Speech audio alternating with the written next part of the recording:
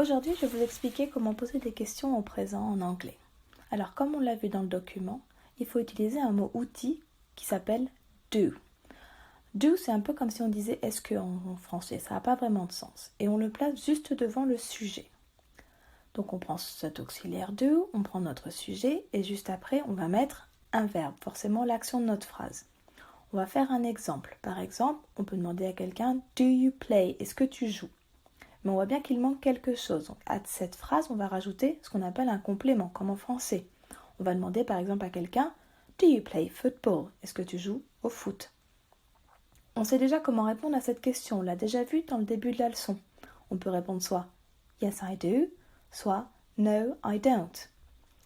Il y a une autre façon de poser les questions, c'est pas avec un complément, c'est avec ce qu'on appelle un mot interrogatif. Les mots interrogatifs, on les a déjà vus. C'est who, where, when, what, il y en a plein d'autres.